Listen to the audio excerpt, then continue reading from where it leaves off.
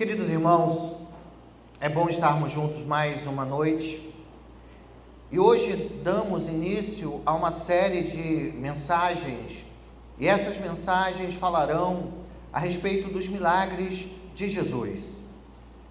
Serão 10 sermões a partir de hoje e nesses 10 sermões nós traremos à tona aqueles milagres, os mais importantes, os mais relevantes que Jesus fez durante o seu ministério, durante a sua vida, a sua caminhada entre nós. E nós nos alegramos por poder dar esse pontapé, esse início. E é importante que vocês entendam esta verdade.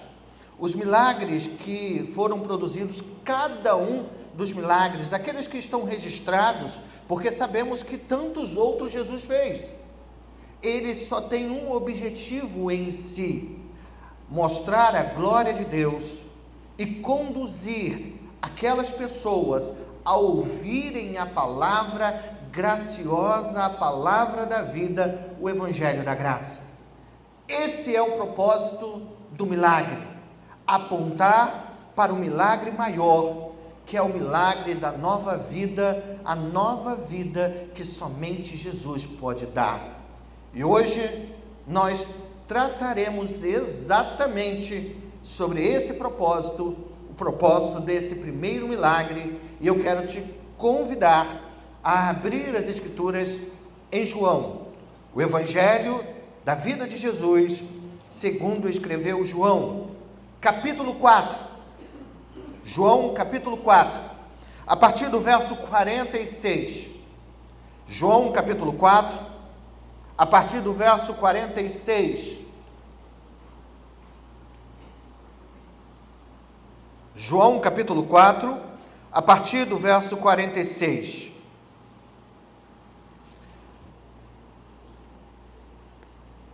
Se você encontrou, mantenha uma palavra em suas mãos, e eu estarei fazendo a leitura, acompanhe a leitura do texto. João capítulo 4, a partir do verso 46. Assim diz as Escrituras: dirigiu-se de novo a Caná da Galileia, onde da água fizera vinho. Ora, havia um oficial do rei, cujo filho estava doente em Cafarnaum.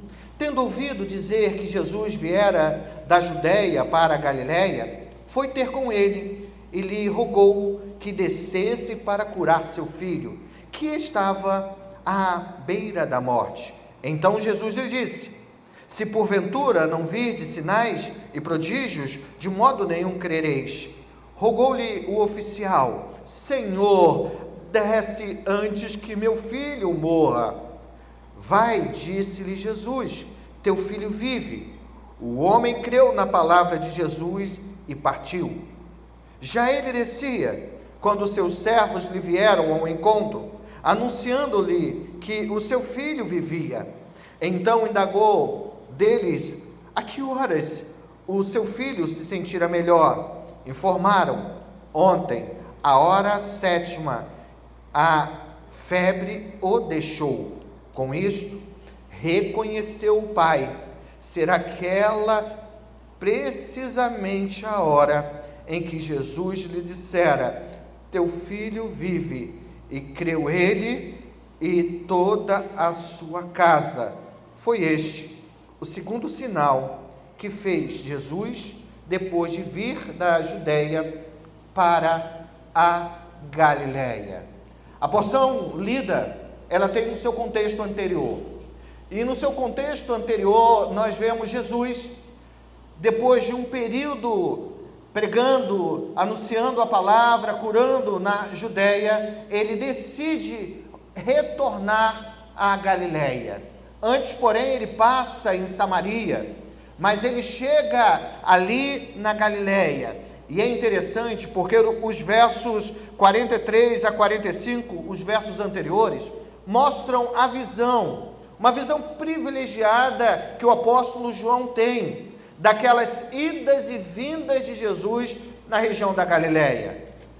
E ele aponta uma verdade, a verdade que os galileus que conheciam Jesus de longa data, porque Jesus caminhou, cresceu ali na Galileia, aqueles galileus não reconheceram Jesus como o ungido de Deus, como o Messias, como o seu Salvador, como o Filho de Deus.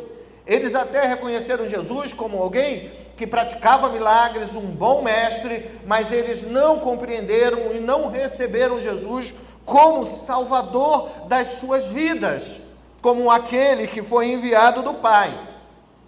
Mostra, então, um contexto de incredulidade da parte dos galileus. O verso anterior mostra isso.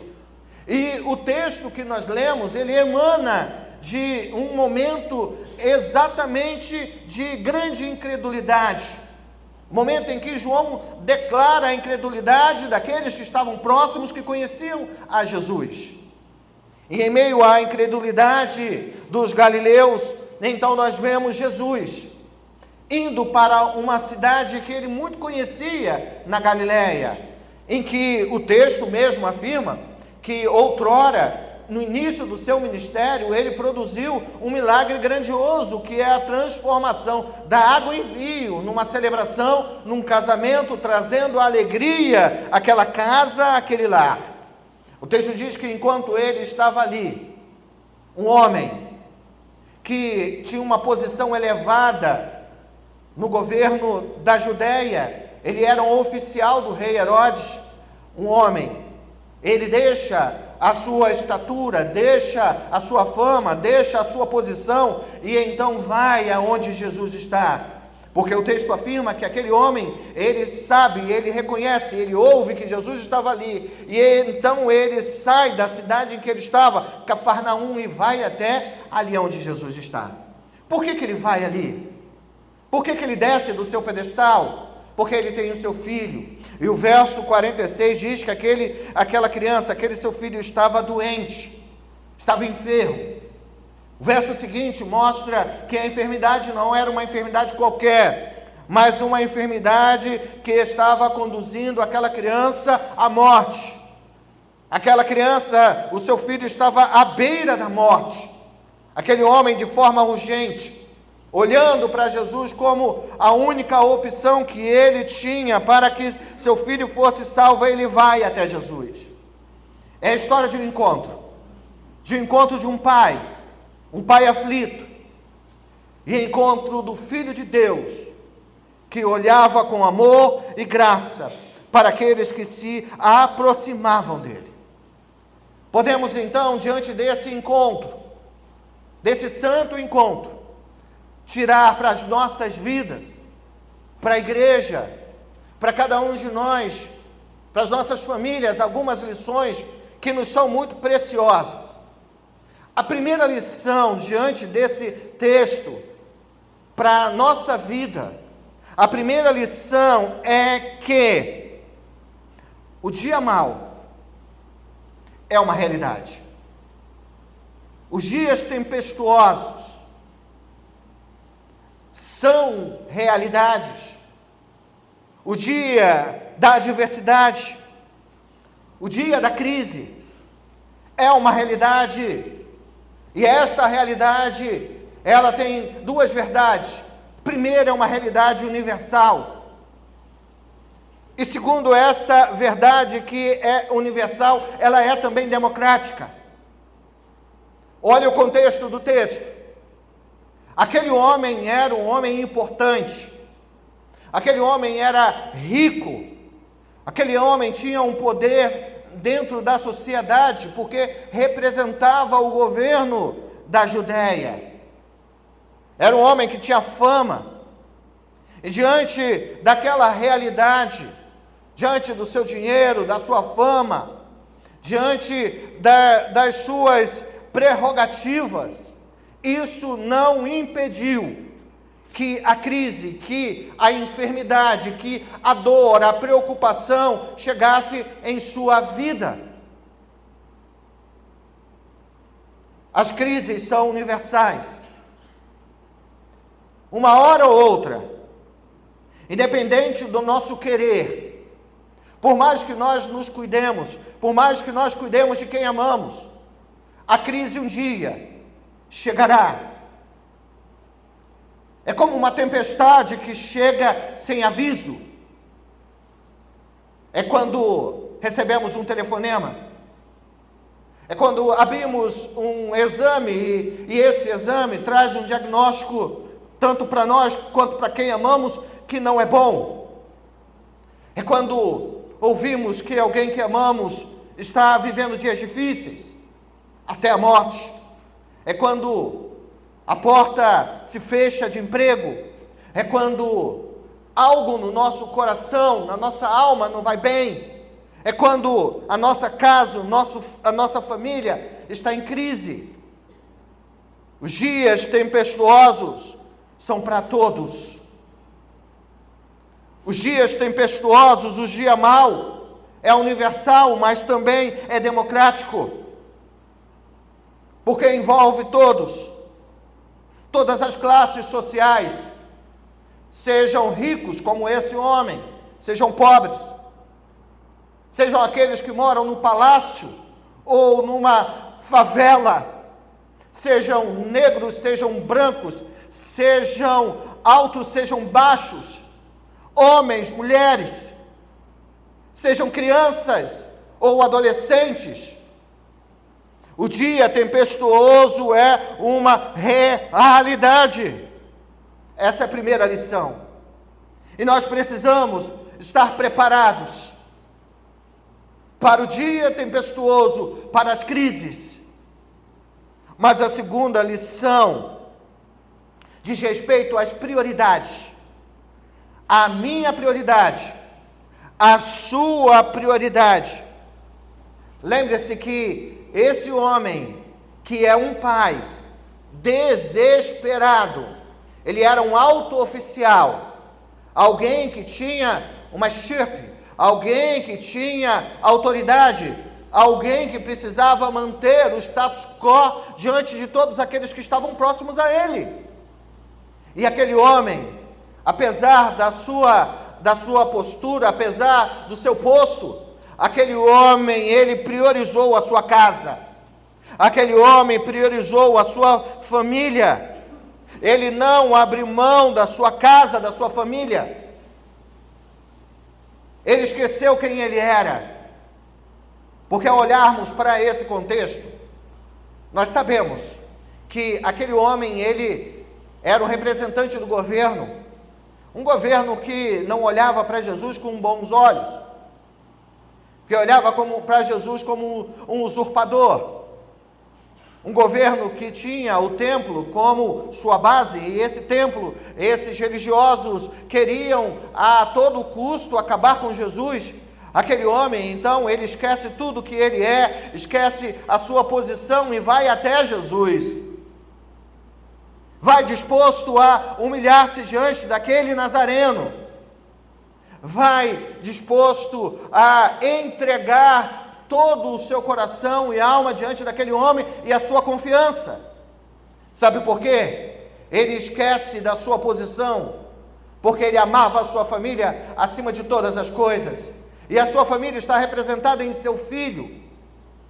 Vivemos uma época, um momento da história, em que famílias estão sendo destruídas, em que prioridades têm sido adotadas por homens, mulheres e filhos. E as prioridades, infelizmente, não dizem respeito à família, que é a célula máter da sociedade. Homens buscando sucesso, riqueza, poder, deixam de lado a sua casa, a sua família, para conquistar os seus objetivos. E muitos até conquistam os seus objetivos, mas a que custo? O custo de ver a sua família na sarjeta, o custo de ver a sua família sendo destruída. Mulheres que, em nome da profissão, em nome do seu desejo de se firmar na sociedade, deixam o cuidado do esposo, deixam o cuidado dos filhos, e então se levam e se conduzem a uma vida que também, igual a dos homens, buscam sucesso. E então, nos lares, o diálogo termina. Nos lares, os filhos dentro de casa com os seus pais se sentem solitários. É por isso que vivemos uma era que cada dia mais crianças pré-adolescentes se encontram doentes espiritualmente, fisicamente e mentalmente. Por quê? Porque os seus pais, seus progenitores, os seus responsáveis estão priorizando outras coisas que não são a base, a família. Já perceberam o quanto que os jovens se casam cada dia mais velhos? Ou então têm os filhos com cada vez mais idade? Porque as prioridades estão invertidas. Mas aquele pai nos mostra que nós precisamos priorizar a nossa casa, a nossa família, os nossos, acima de todas as coisas, porque este é o nosso bem maior. A nossa terceira lição nesse texto ainda diz respeito sobre as nossas prioridades. O texto mostra que aquele homem, ele não desiste do seu filho. Aquele homem vê o seu filho numa realidade em que ele não podia resolver aquele problema. E então ele busca a solução. Ele vai até o seu limite para encontrar a cura para o seu filho. Nós precisamos aprender a colocar diante de Deus quem nós amamos.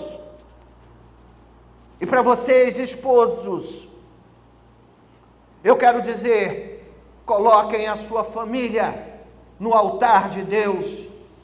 Esposos, coloquem as suas esposas no altar de Deus. Coloque os seus filhos no altar do Senhor. Avós, coloquem diante do Senhor os seus netos. Irmãos, coloquem os seus irmãos diante do Senhor. Nós precisamos priorizar pessoas. Nós precisamos priorizar aquelas pessoas que estão diante de nós. É isso que o texto aponta. Aquele homem, ele chega diante de Jesus e então lhe faz um pedido. É o pedido de um pai desesperado, mas que não desiste de quem ele ama. Nós, eventualmente, desistimos muito fácil das pessoas.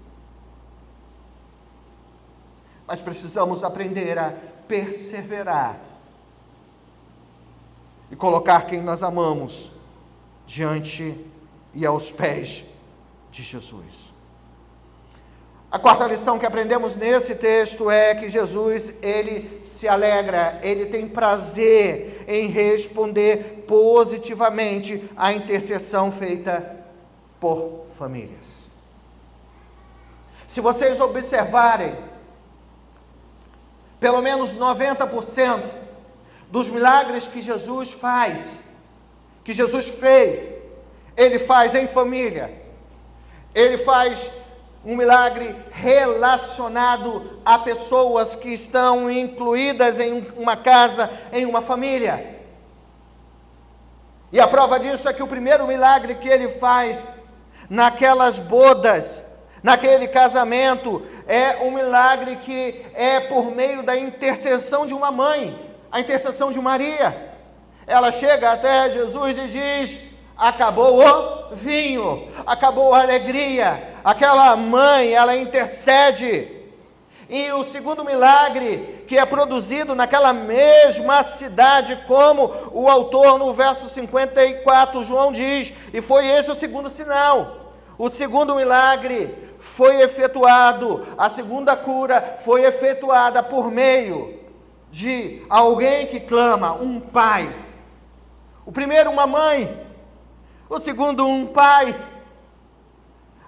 E eu quero dizer a vocês, pais que aqui estão presentes, que você possa colocar diante do Senhor a sua família, os seus filhos. Interceda. Vá até os limites finais.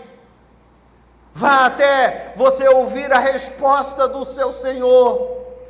Porque esse Deus ama as famílias e deseja salvar as famílias. Aquele homem precisa da cura urgente. Aquele homem vai aonde ele precisava ir.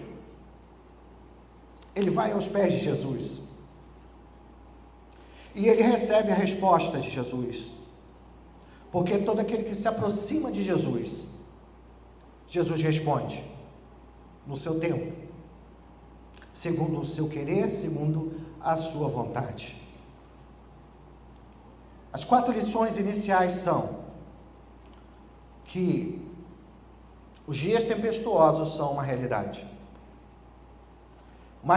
universal, uma realidade que se concretizará em um momento da história de cada um.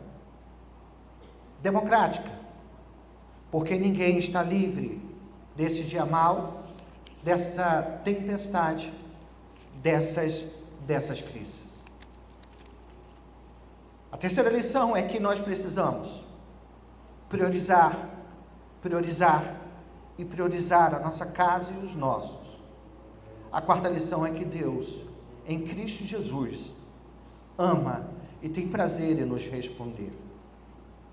Mas ainda dentro desse texto, apesar daquele homem fazer o que é certo, apesar daquele homem buscar a Jesus em meio à sua dor, aquele homem agiu bem em priorizar a sua família, aquele homem agiu bem em levar a sua preocupação aos pés de Jesus, mas aquele homem ainda precisava aprender algumas lições a respeito da fé. Aquele homem precisava aprender algumas verdades a respeito da fé, e nós precisamos ser lembrados desta verdade. O oficial do rei, ele olha para Jesus. Olha o que diz o verso 47. Tendo ouvido dizer que Jesus viera da Judeia para a Galiléia, foi ter com ele e lhe rogou que descesse para curar seu filho, que estava à beira da morte. Qual é o olhar? Qual é a perspectiva que aquele homem, aquele pai tinha de Jesus? Não era uma perspectiva diferente daqueles moradores daquela região, da Galiléia. Aquele homem olhava para Jesus como um curandeiro, como alguém que poderia fazer um milagre. Aquele homem, em determinado momento, provavelmente ouviu falar que Jesus se compadecia de grandes multidões, e que ao compadecer-se de uma grande multidão ou de pessoas e famílias, Jesus ia até aquelas pessoas e de várias formas ele curava a enfermidade e curava aquelas pessoas. Certamente ele já ouvira falar de que Jesus curava crianças endemoniadas, crianças que estavam sofrendo, e agora ele vai até Jesus como única solução, mas era esta a única visão que ele tinha. Jesus era mais um curador, mais um curandeiro, mais um milagreiro. Entre tantos outros, Jesus era aquele que era um milagre ambulante. Aí presta atenção, porque o verso seguinte comprova essa verdade. O verso seguinte então diz: então Jesus lhe disse: se porventura não vide sinais e prodígios de modo nenhum, você crerá. Ele está comprovando, aquele homem só olha para ele, só vê ele como alguém que poderia curar, alguém que poderia trazer a vida, alguém que poderia trazer ao seu filho um pouco mais de anos de vida ao lado dele. Aí a palavra de Jesus é intrigante. A palavra de Jesus nesse verso, ela nos faz pensar: se não veres prodígios e sinais, de modo nenhum crerás. Por que Jesus fala desta forma com um homem, com um pai que estava em desespero? Por que Jesus não age e já dá a palavra, já declara a palavra: eu vou com você, pode deixar, eu estou indo, pode deixar aonde você mora, eu vou estar com você e vou tocar em seu filho, eu vou curá-lo. Não, Jesus não diz isso, mas no verso 48 ele provoca aquele homem. Ele diz: se você não vê o milagre, você de fato não vai crer, porque o que você está esperando, o que você quer de mim é apenas um milagre. Você quer apenas receber algo de mim. Não é essa a realidade que estão pregando hoje? Não é essa a realidade que estamos vendo? Muitas pessoas vêm ou vão à casa de Deus quando estão mal, quando estão vivendo dias difíceis, quando precisam de alguma coisa, quando precisam de uma cura, quando precisam de um emprego, de uma porta aberta, quando estão em crise na sua família, crise existencial, aí então procuram a Deus, procuram a Jesus e querem apenas isso, e muitas vezes recebem a cura, recebem a salvação daquele que ama, a abertura das portas, a reconciliação na sua casa, e vão embora e não voltam para agradecer, não voltam para bendizer, porque a única coisa que buscam de Deus é isto: a cura física, a riqueza física, os bens desta terra. Se eles não verem os milagres, não irão crer. A palavra de Jesus é esta. Mas quando Jesus lança mão desta palavra, ele provoca aquele homem de tal forma que a sua fé em Jesus começa a mudar. Queridos irmãos, às vezes, e para ser sincero, às vezes são muitas vezes, Deus usa as tempestades da vida, os desertos, os dias maus, para que nós possamos despertar, para que em nosso coração seja despertada a fé, que nos leva à vida eterna. Foi assim com aquele homem. Ele só foi ao encontro de Jesus porque carecia de Jesus para curar o seu filho. Ele não foi ao encontro de Jesus porque a sua alma estava vazia, mas ele foi ao encontro de Jesus porque estava no dia da adversidade. Deus usa as crises da vida para que venhamos a nos aproximar, para que venhamos a levar e conduzir a nossa casa, os nossos, até Ele. Aquele homem tinha uma posição social privilegiada. Politicamente, ele também era privilegiado. Aquele homem tinha dinheiro, tinha fama, mas a tempestade chegou. A fama não impediu que o seu filho viesse a ficar doente. A riqueza não impediu que ele viesse a passar pelo dia mau. Ele tinha uma casa. O dinheiro podia comprar uma casa, mas não podia comprar a felicidade. O dinheiro pode comprar casas, pode nos dar um bom plano de saúde, pode nos dar bons móveis, um bom lugar, mas não pode nos dar a garantia da alegria e do contentamento perfeito que somente Jesus pode nos dar. Às vezes somos levados ao fundo do poço para reconhecer o quanto somos frágeis, o quanto não valemos uma única moeda furada. Aquele homem desceu do seu pedestal. Nada ele podia fazer de si mesmo para salvar o seu filho. Ele reconheceu que a sua inteligência, a sua posição social, nada valia diante daquela realidade. E às vezes Deus nos conduz a dias difíceis, quando a nossa inteligência, os nossos braços, a nossa sagacidade, quando tudo falha, Deus vem ao nosso encontro para nos socorrer, para nos dar a vida, para resgatar os nossos e a nossa existência. O verso 49 mostra que aquele homem, de fato e de verdade, ele estava ali diante de Jesus, se humilhando, reconhecendo a sua pequenez, reconhecendo que ele nada podia fazer. Aquele homem então roga. A palavra rogar é implorar. A palavra rogar diz respeito a alguém que se humilha, a alguém que se prostra. Aquele homem se prostra, aquele oficial se prostra diante do Senhor e diz: desce antes que meu filho morra. Senhor, eu sou imerecedor. Senhor, vá. O Senhor pode. Ele estava ali diante do Deus eterno, mesmo sem saber que ele era o Deus eterno. E ele roga a ele: vá até onde meu filho está, porque o Senhor pode curá-lo. E então, a resposta de Jesus para aquele clamor de um pai é: vai. Vai. O teu filho vive.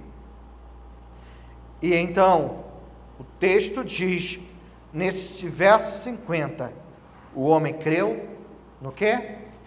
Na palavra de Jesus. E então, ele partiu. Ele que via, aquele homem, aquele oficial, que via Jesus como alguém igual aos outros, nada mais que alguém que podia curar ao seu filho, nada mais que isso, agora é desafiado a voltar à sua casa, a voltar para a sua família, a voltar para os seus, levando consigo apenas a promessa. Jesus não iria com ele, ele esperava que Jesus fosse, mas Jesus diz: vai, porque o seu filho já está curado. E por meio da palavra de Jesus ele partiu. Agora ele é desafiado a apenas confiar na palavra de Jesus. E é interessante que aquele homem, ele não questionou. Ele não disse: mas Jesus, deixa eu explicar uma coisa. Eu tenho ouvido falar, é costume que aqueles que vão produzir milagres precisam ir e ver o alvo do seu milagre, tocar. Talvez ele pudesse ter pensado: mas Senhor, em outros momentos o Senhor tocou, o Senhor falou, o Senhor soprou, o Senhor fez. Ele não questiona, não duvida, ele apenas crê na palavra de Jesus, e então volta para o seu lar, para o seu filho, para a sua família. Imagine então aquela cena, Jesus diante daquele homem diante de Jesus, e ele, aquele homem, olhando para Jesus e vendo a graça emanar dos olhos, dos lábios de Jesus, e então ele começa a crer, e por meio do poder da palavra de Jesus, ele crê. A verdadeira fé não exige evidências, a verdadeira fé se sustenta nas promessas, a verdadeira fé não está consolidada naquilo que vemos, mas é fundamentada na palavra de Deus. Bastou a palavra de Jesus, bastou Jesus dizer: vá, teu filho vive, e aquele homem então foi para casa. A fé daquele homem amadurece. A fé que era apenas uma fé superficial, agora é uma fé que de fato, de verdade crê que a palavra de Jesus tem poder. Mas sabe, diante das verdades que nós aprendemos, a verdade é que às vezes nós nos aproximamos do Senhor de forma interesseira, mas o Senhor, ao olhar para nós, ao ministrar a sua palavra, mexe com a nossa entranha, mexe com os nossos corações, ressignifica cada um de nós, implanta nos nossos corações uma fé que é ousada, uma fé que move montanhas. Mas a melhor parte desse texto está no final. A melhor parte desse texto está no verso 53, porque o verso 53 diz inicialmente: com isto. Porque aquele homem, ele então volta para sua casa. Demora horas para chegar na sua casa, e o texto parece nos apontar que aquele homem estava tão desejoso de ver o milagre acontecer na sua casa, que ele vai direto.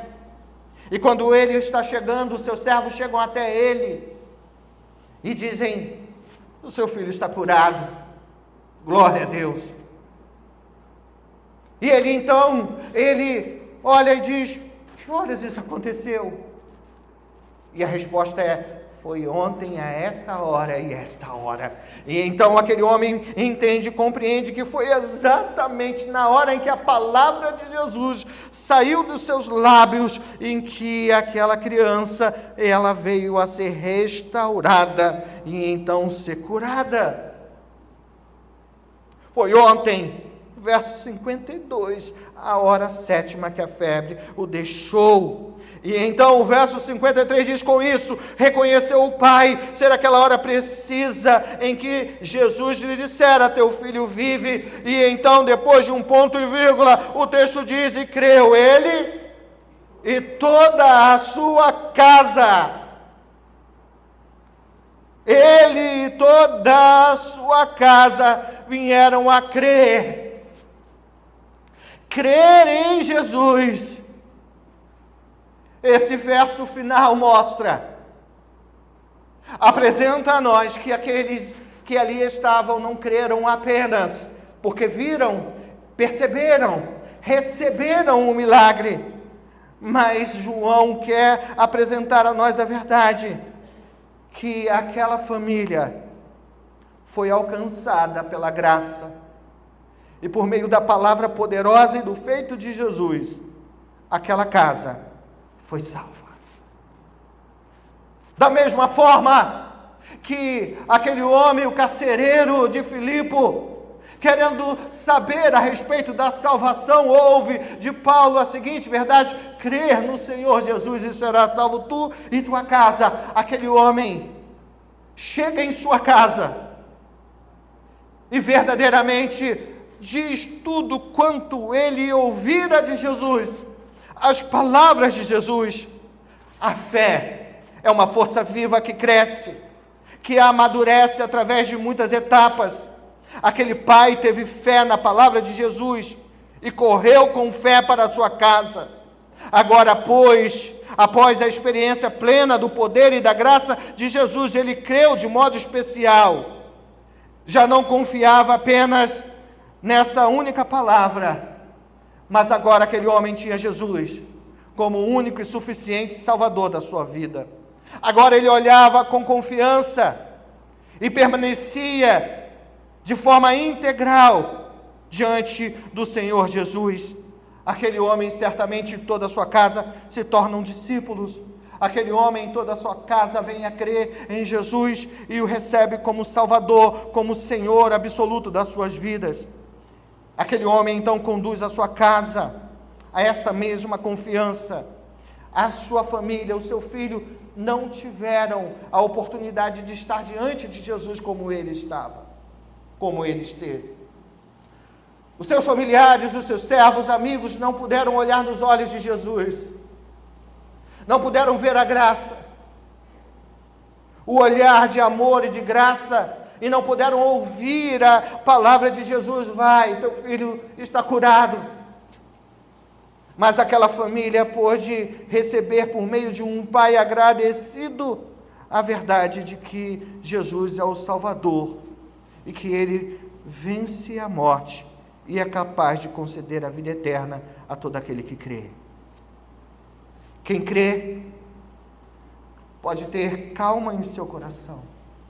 Quem crê volta em paz para a sua casa.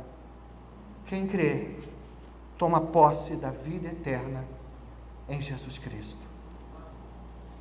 Que nesta noite, cada um de vocês, cada um de nós, possamos olhar para Jesus e perceber que Ele veio para dar vida e vida eterna.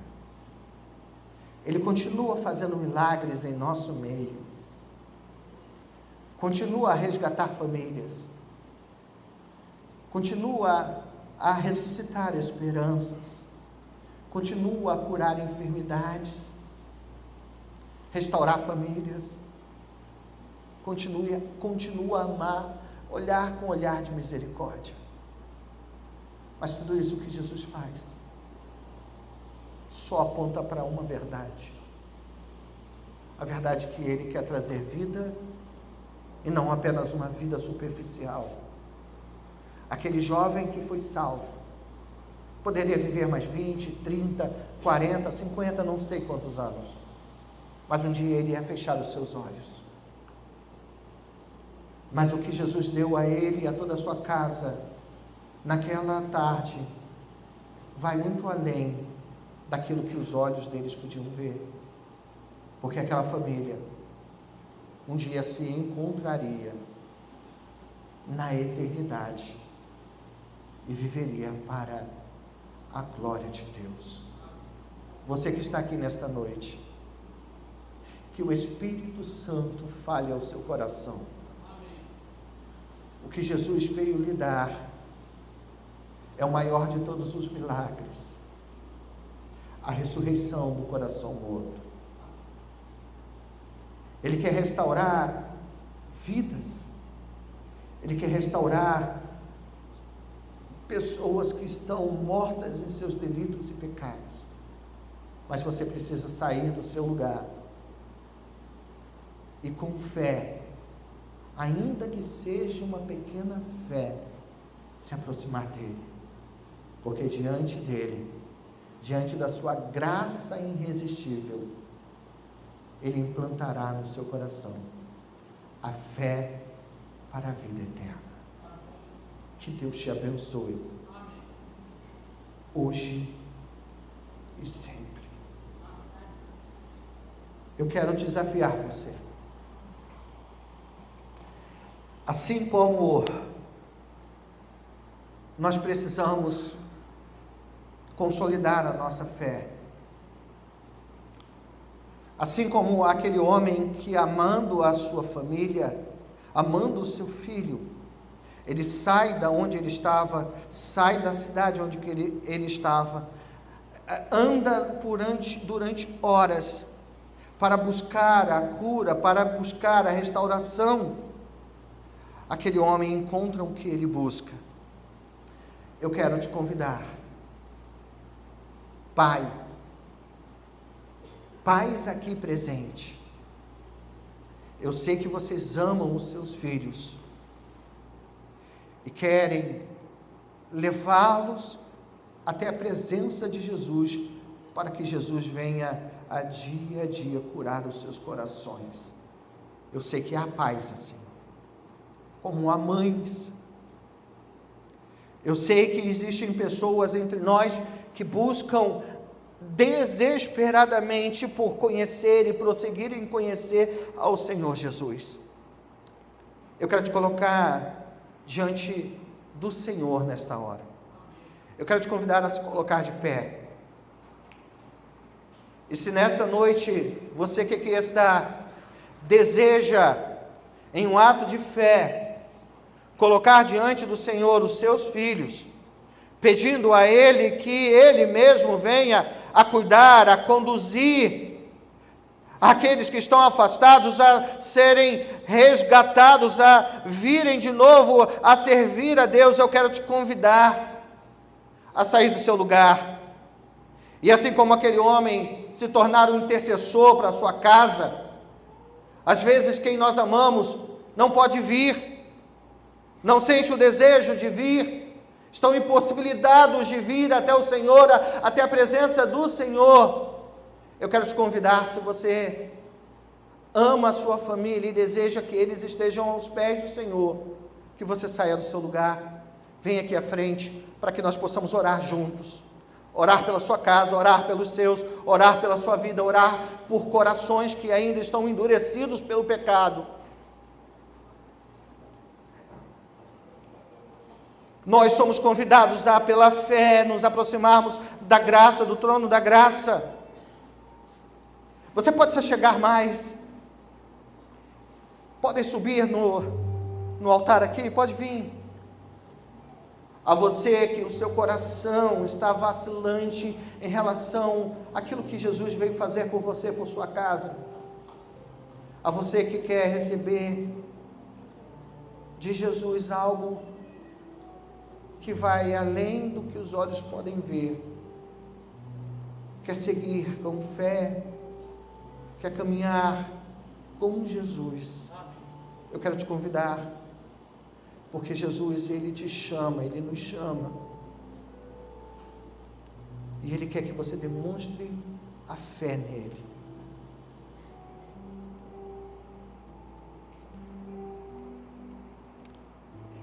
Deus opera milagres, você crê nisso?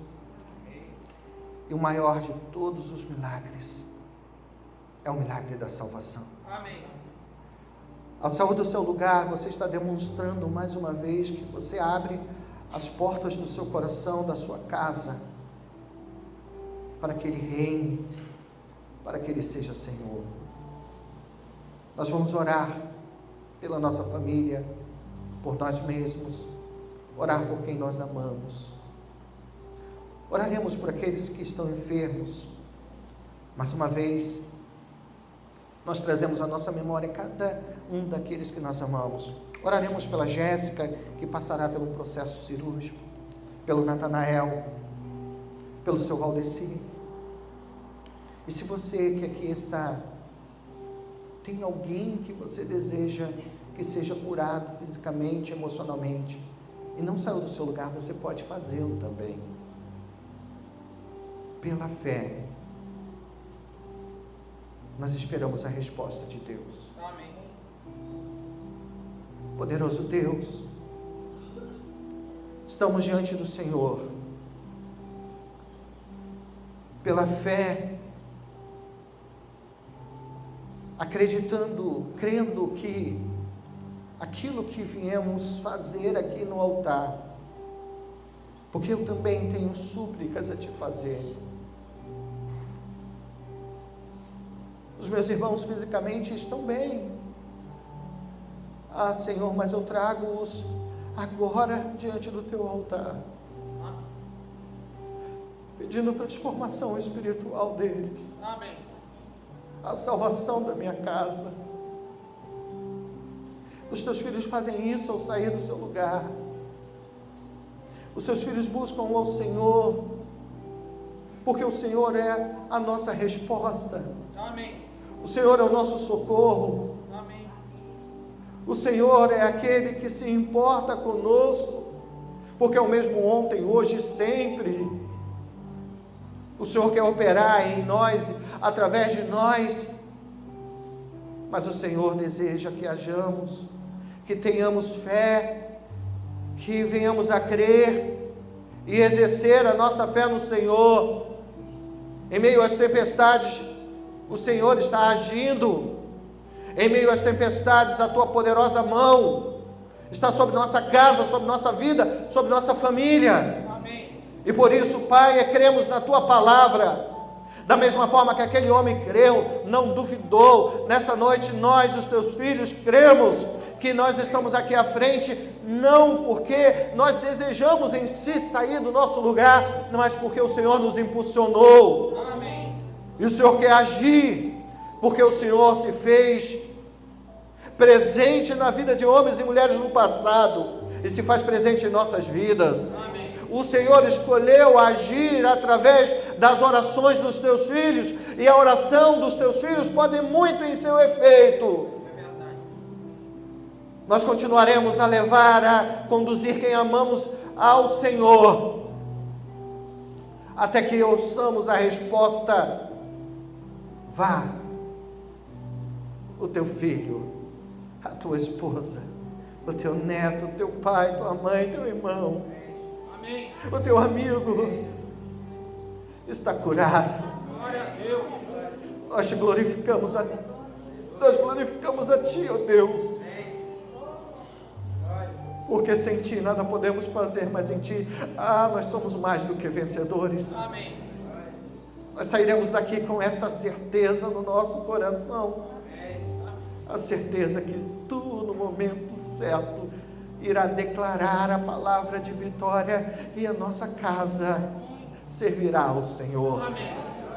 Nós te louvamos, entregamos também aqueles que estão enfermos, abatidos, aqueles que estão em um hospital, aqueles que estão fracos na fé, aqueles que estão depressivos, esgotados espiritualmente.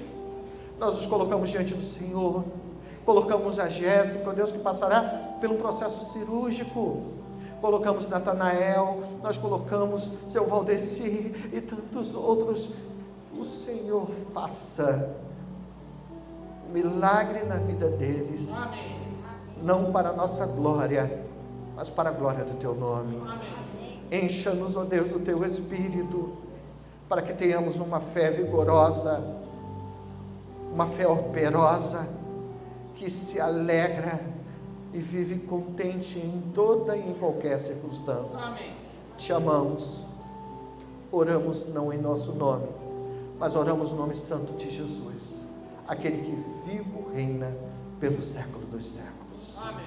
Eu quero suplicar as bênçãos de Deus para a sua vida. Que o Senhor vos abençoe, que Ele vos guarde. Amém.